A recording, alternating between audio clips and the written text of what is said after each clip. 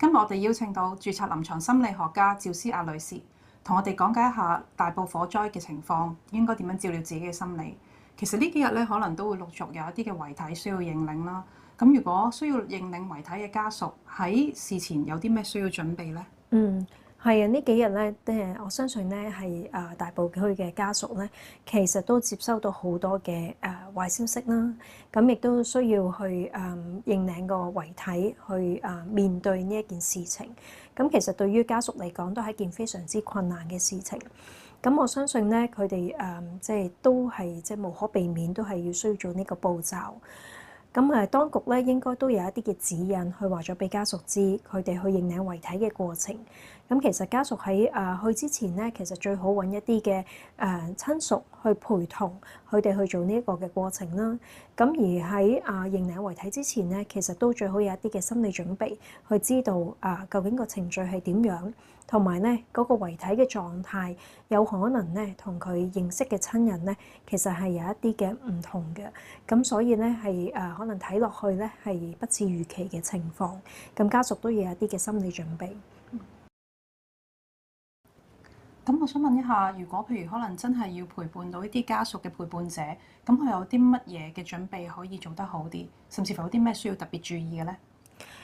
如果作為咧陪伴親屬咧去到認領遺體嘅時候咧，首先我哋都要知道自己嘅狀態啦，嗰個心理嘅狀況係咪係適合，同埋咧係咪夠強大去陪伴？因為如果自己嘅情緒都唔穩定嘅時候咧，都有可能影響咗親屬嘅。咁第二咧就係如果自己都可以啦，咁其實咧都可以幫手咧喺呢個咁複雜嘅認領遺體嘅過程，同埋好多文件要處理嘅時候咧，其實咧親屬咧都可以協助咧去幫即係直系嘅親屬去了解多少少嗰個嘅過程，同埋處理一啲文件。因為咧喺一個好傷心嘅情況之下咧，直系親屬咧可能都會有一啲嘅認知方面咧係比較難專注啦，記性會差啲。咁所以如果親旁咧就係一個親友嘅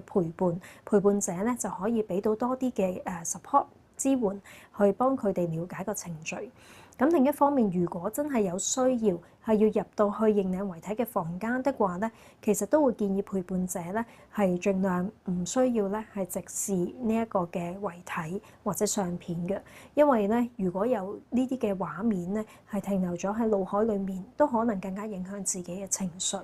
咁所以如果唔係好必要嘅話咧，其實盡量咧可能係唔好直視啦，或者係望向地下嘅位置，但係咧喺身旁咧就支援需要認領遺體嘅直系親屬，咁呢個都係有幫助嘅。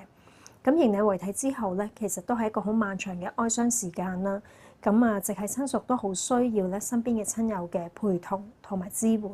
咁所以喺呢段時間能夠幫到親屬咧去減輕佢哋嘅負擔，其實都有助佢哋度過呢個嘅哀傷。但係如果哀傷期間喺個情緒係非常之唔穩定咧，我哋都會建議係盡快尋求一啲嘅心理支援或者協助㗎。面對親人突然離世，呢個哀傷一定係好漫長同埋好沉重。希望大家有需要嘅話，可以揾一個專業嘅求助。